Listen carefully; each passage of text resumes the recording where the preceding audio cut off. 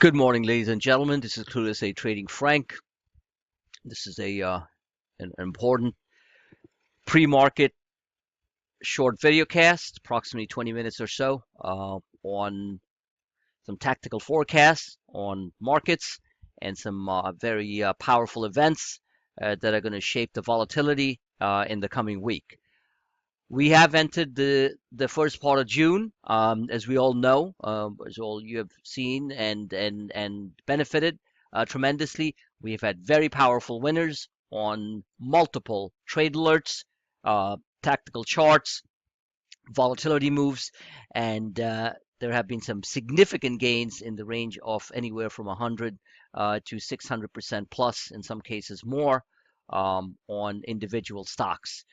To name a few, we have had stocks like Regeneron, we have had stocks like Amazon, Google, earnings winners like Alta, Avago, and I can just go on and on. But all those are listed on the real-time Twitter feed, and I suggest that all of you, who have not been able to review it or haven't been present, suggest that you all review and scroll down and see all the powerful ROIs or return on investments, i.e., the performance numbers that have been generated. Saying all that, this is, after all, a extremely volatile market. Markets are not linear. They do not go up in a straight line. They don't go down in a straight line. It is a fact that, as I'm going to go through these charts here, that we are in a very, very powerful uptrending channel. But in between those uptrending channel, we get severe volatility moves, which in some cases can be as small as 50 points, or they can be as big as 200 to 300 points. But saying all that, one of the videos, real-time video cast that I'm going to be publishing today in tandem with this particular pre-market forecast, is a live real-time screenshot of the first breakout that occurred on the 1st of June, the range breakout, right here, as I've been projecting all the way from down 2344 and further below, but obviously we don't have time to go over that. Review the previous broadcast in order to catch up with that scenario. So saying all that, a couple of very important things here. It's going to be an extremely volatile week. We have, I believe, on June 8th or June 9th, I think it's June 8th, which is this following Thursday, we're going to have the Comey testimony. That is going to be a critical market volatility factor. Good or bad, we have yet to see. I believe the markets are poised to pull back and then move higher, or if there is something way like a black swan type of comment coming out of Comey regarding President Trump, then obviously the markets are going to be jolted lower. We also have the British elections coming up this week, given the sad and tragic Islamic extremist terrorist incident that occurred in London. Obviously, that is going to be another factor. Keep in mind that the British markets are down slightly, and there haven't been minimal movement in the global markets after that tragic incident this weekend. Our condolences go out to the victims of this very, very sad terrorist event. So those are the two major factors that's going to roll the market this week. Also keep in mind from a date count factor, I'd mentioned to you all, and I suggest that all of you, focus on these day counts, that the first 5 business days of a new month, generally the 5 business days, that is the first, second, and then today is the third day of the month, third, not calendar, business day. So third, fourth, fifth, sixth, seventh day. Third, fourth, fifth. So the fifth culminates on Wednesday, the 7th. Lo and behold, we have these big events coming up on the 8th and the following day. And then on the 7th is the fifth day of this fifth business day of June. Now, what does that exactly mean? What it basically means is that the first couple of days of the month, generally the 5 to 7 days, is when the new money flows in from the pension funds, from the mutual funds, the defined benefit plans, and all that stuff. So the bottom line is that those managers generally tend to put in fresh cash into the market during that time.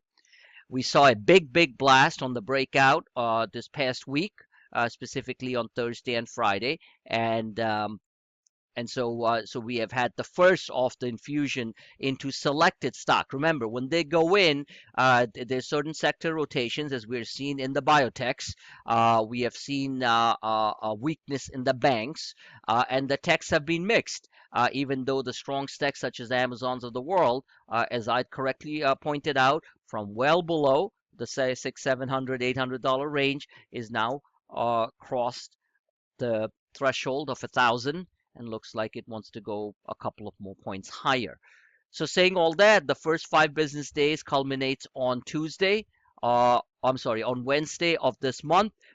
So expect the flow of money, the inflow, to ease back, and that itself is a source of a pullback or a reset. Just the way it goes. The second thing to keep in mind is that after we are going to come into the middle of the month, and the middle of the month is a very dangerous period for longs. We have seen that happen over and over again. The corrective 300-400 pullbacks generally happen around the middle of the month. And that's just a fact. We've seen that happen over and over again, as I repeated myself. So the middle of the month starts to move around sometime the dates of 12, 13, 14, 15. That particular week, which is not this week but next week, is going to be an extremely volatile period. Once we get the dip, I believe the market is going to get bought. And they will finish the second quarter that ends on June 30th on a strong note. And then the third quarter, I believe, is going to be quite choppy. And I don't want to go that far with the forecast. I'll leave that up for the next video cast. But the bottom line is that from my experience on Wall Street for many, many years, and I've been dead right on these type of seasonal dates and calendar counts for years now, and my members know that, we have to be very careful. So regardless of what the alerts are, individual stocks will do certain things. That's not, I'm not saying that everything goes down on a red market. We know that very well. There are always selective special situations, but overall market should have a nice tumble in the middle of the month. That's the 15th, give or take 2 or 3 days. So saying all that, let's take a look. Let's dive into the technicals. And before I get into that, one last thing here. Myself included, even though I tend to keep a very unemotional view of the market, this market has surpassed what our upside targets have been in a very short period of time. And the volatility has been intense along the way. So many of you have basically, because of your emotional fear and the demons in your head, have missed some substantial gains. And you all know that. I don't need to remind you of that. I have left some monies on the table, given the force and the powerful momentum in the markets. But saying all that, I participated in almost all of them through earnings and individual momentum stocks. So I highly suggest that the more you focus on the technicals, the more you focus on my charts and all the minor detail and the very critical details that I put out there, the better off you will be in managing your trades. Remember, it's not getting into a trade, it's where you get out, right? It's getting into a trade too, obviously, because everyone panics when the markets pull back, like it did here and bounced off the 2400 level just last Wednesday. And we're buying. And that produced some phenomenal results. The Russell 2000, which I'll show very quickly, is also one which is on a major threshold where if it breaks out, will test the highs and break out higher. Another very critical factor, which I forgot to mention right now, is apparently the Hill, which is the publication from from Washington D.C. on the politics of Washington D.C., is suggesting that we will be getting some very powerful, very critical snippets of the infrastructure plan coming out from the Trump administration and from Gary Cohn this week, and that itself is a very positive catalyst for the upside.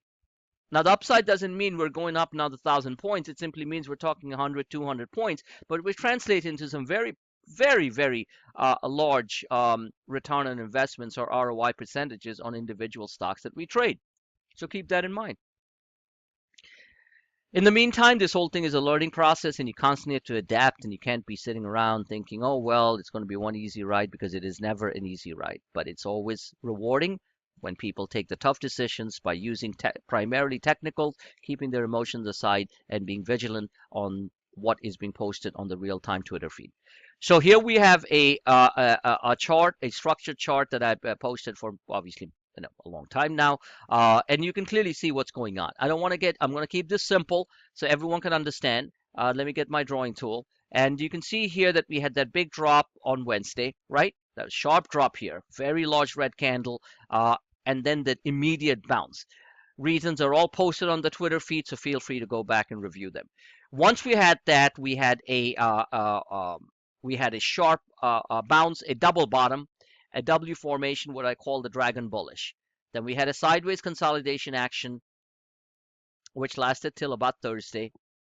And we had a very powerful short squeeze, extremely painful for dogmatic shorts who kept on shorting the markets, and a lot of hedge funds have been.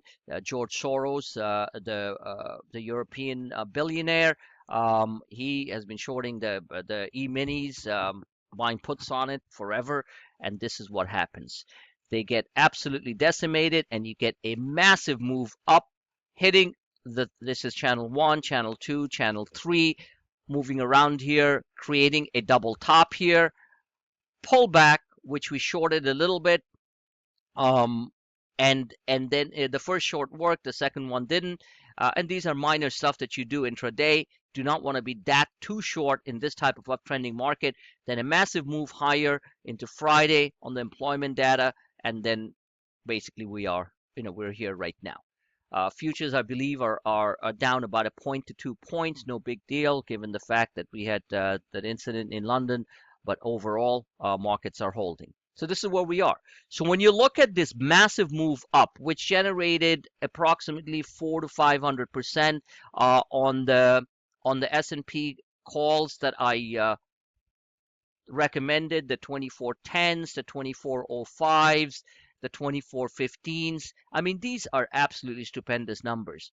And I did call them right there on that double bottom move, higher that would be the case. That there's a high probability that would be the case going forward. Now, you don't necessarily need to catch all of the 500%, but if you get the meat in the middle and you get 200%, for example, you're still doing extremely well. Show me funds, actual official hedge funds, mutual funds, and other services which are delivering these numbers on a consistent basis. So you got to take that into account. You got to respect it, and you got to go with it. You don't need to catch this whole thing. I mean, it'd be great if you caught the whole thing, but if you catch in the middle or you take staggered profits along the way, which I always do, so by the time it's up there, I probably have a 10 to 20% position just left, the remainder of it sold along the way. It's still a massive win. And remember, confidence is the elixir of success. Gotta have confidence on a couple of trades, and that's when you move forward. You cannot make excuses. You cannot blame the market. You cannot blame the powerful precision tactical alerts going out, and you can't blame this or that. You just have to blame yourself. That's what I do, and that's the only way you can make these type of gains. So saying all that, and you don't have to do it with a lot of money. You can do it with a small amount of money, because small money can get reasonably larger with these type of percentages. So the point that I want to make, like from this move down from below 2400 or at around 2400, when we came back to retest that, there was a possibility we'd fall to 2390, which I showed that, but it didn't do that, right? Because this was a big, what I consider to be an aggressive buy point, which would have been bought extremely heavily, but it didn't. It moved here. It stuck to the middle of my channel. I mean, to my lower channel. It obeyed the clueless day trading charts, as I like to kid around. But seriously. So once it moved that, it went up. Now, some people say, oh, the market went up in a straight line. It did not go up in a straight line. Ladies and gentlemen, mental calibration is key in this business. You have to start to eliminate this the straight talk and the simplistic verbiage that comes out of the media or from yourself. Markets did not go up in a straight line. Markets had massive volatility, threw many of you overboard, despite the fact that I constantly kept on posting the upside is intact, and with tactical visual charts, the markets basically went like this. This is not a straight line. Overall, the markets went higher, yes, but in between, it did everything. And when I say that means the volatility algos and the HFTs did everything possible in their capacity, which is very big, because those algos can put out a cell candle, a large red cell candle, and throw everyone off the boat. That's just like when you're sailing in the high seas, right, in a small boat, because we are small boats, right? We're retail investors. We're not $3 billion hedge funds. Well, those boats are not doing much either. In fact, a lot of them are underwater for the year. So I'm not giving that much credence to the so-called smart money. So the volatility algos know that. The algo HFT black boxes with the supercomputers, which, play the market every day, dominate almost 60 to 70% of the trading on a volatile day in the market as the humans step away or get thrown off the boat. So if this is a boat, right? I'm trying to draw a boat. It looks like a smile and a banana, but anyway, if this is a boat, then you're just falling off the boat big time as these volatility moves hit, right? That's it. So nothing goes up in a straight line. It goes up in an algorithmic staggered fashion, and that's why my charts are so critical. Remember, I have multiple platforms that I use, so you have to basically look at them. You have to take the advanced coaching sessions. You have to learn from the tutorial videos on the YouTube channel, and you basically get it. It's not that hard. So let's take a look at what's going on here. Um, so I'm going to zoom in, and I'm putting that live real-time video right after this one, so you can see this breakout in real in live on my screens. So this is where we are, okay? So the upper end of this channel, and these are the E-minis, not the S&P. This is the E-mini, so you add roughly 5 points to it, roughly. The E-minis are upper, the channel 1, 2, 3. This is my structure. Is roughly 2450, the round number, right around there. 2445 roughly, add 5 to it, 4 or 5 points, comes to 2450 on the S&P 500. This is on a short-term traders, 2430 is a very important number. This is a 1-hour chart, I believe. Yes, this is a trader's friend. So the 1 hour, this is an uptrending, powerful uptrending 50 SMA. That 50 SMA is at 2431. You want to have effective trade management. You're in one of the high momentum stocks, or or playing the SPX or so. You got to watch this number. Now I'm not leaving you with this because I'll be posting real-time numbers on this all the time. I mean, all through the day. So 2431. You can see that breaks the beautiful symmetry, upside symmetry. If it breaks 2431 and falls rapidly towards the lower channel, that is 2425. Below 2425 and this blue line here, which is the uptrend line, right there, below 2421 and 2425, there's a trend change. In other words, there's a short-term trend change where we are looking to retest the 2400. I have a feeling that's going to happen this week, okay? After those date counts that I gave you the first part of the video cast. And you can make a very decent sum of money on this move. First, it's going to try to hold the 34 moving average. That's 24.35. Then it's going to try to hold this 5 points lower. There's a big support level here, slightly below this, right? That's that big bounce on Wednesday, which we capitalize on. So either it can do this and move towards that 2500 level right there, or it can break down. This was your big breakout right there on Thursday, which was absolutely phenomenal. The room was somewhat silent. That generally happens as the volatility sequences silence human traders. Happens all the time. Some of you participated, many of you didn't. No excuses again. This was a big breakout. Could have easily bought. You didn't need to buy down here. You could have bought the breakout. I was showing it. Anyway, it comes down here. This is the breakout level. It's going to try to test that. That's around 2416. Comes to about 2420 or so from the S&P 500 and possibly try to bounce. Fails below that, then we are going to test this 2400, which is a very critical and psychological level on the markets, on the futures.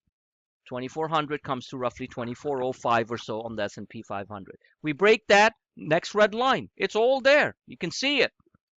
I'm showing this to you guys every day. So you just have to focus a little bit. It's not that hard. This is what I call the 8th grader version, not the complicated algo HFT, read the stochastics to death, all that stuff. It's the 12th grader version. Many of you are not 12th graders yet when it comes to the world of trading. Many of you are stuck in the 4th grade version. But even then, you got to focus because 4th graders have to focus too. They can't fall asleep at their desk, right? So saying all that, then this level comes into play. And then, this stuff is always there. I'm not going there yet. Those are the big drops. So saying all that, erasing this upper end of the channel is, let me get this out. You can see here, this is live, what's going on. That's still a bull flag. We still have support here at the 50, breaks the 50, lower channel, 24.24. And then I showed you what happens. This is the big breakout thing. That's why I shaded out there. And this will be the video that will come after this one that you should really see. Live real-time screen, how much real money is made. Didn't need to always buy here, which would be the major win. Buying these levels here. So let's say, you're too scared to buy this double bottom reversal that I kept on showing. There was a 3-candle move, then a sideways consolidation, which shook a lot of people off or didn't show, just made people SOA, sitting on whatever, sitting on your butt. But then came the sudden breakout. The algos know this stuff, okay? They know when you're SOA and when you're just scared stiff and your stops are going off. I use a lot of mental stops because you use physical stops, they're going to take you out in 5 minutes.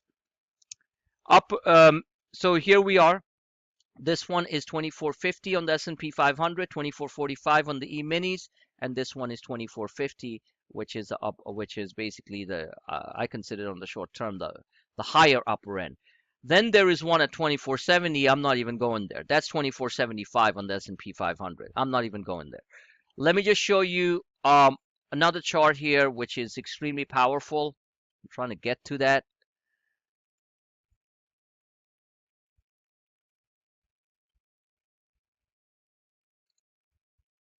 Bear with me 1 second. And I believe I can get to that.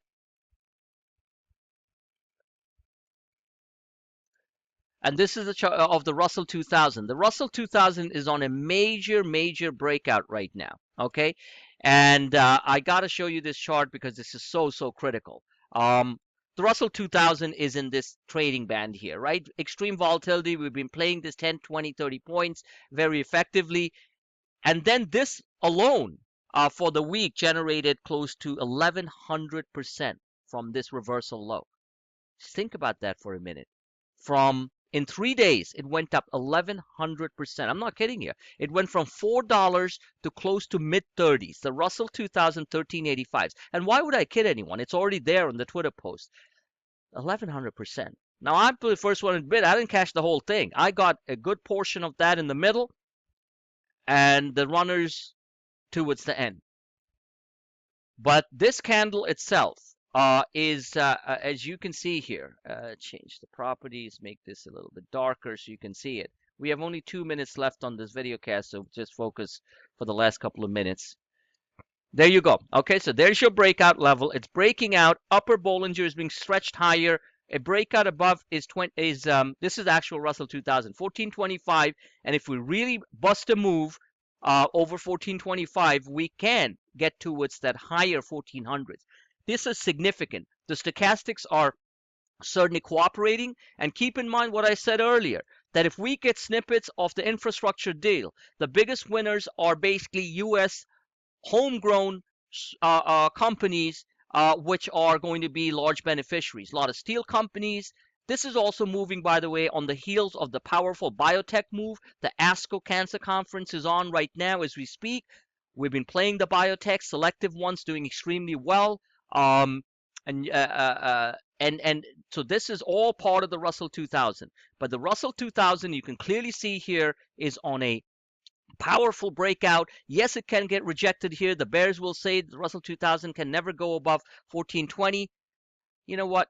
I keep on hearing the dogmatic bear since 2009. Look where the heck the market is. So yes, I am tactically bearish at certain times, but I am Dogmatically not bearish. No way. Not in this type of market. Russell 2000 breaks out, has broken out of this box, breaks out over this box. It is going to be significant. So 1100% in 3 days on the 1385s. Imagine if it breaks out, what it can do. I put out the Russell alerts, and that's it for now. Thank you for listening. Have a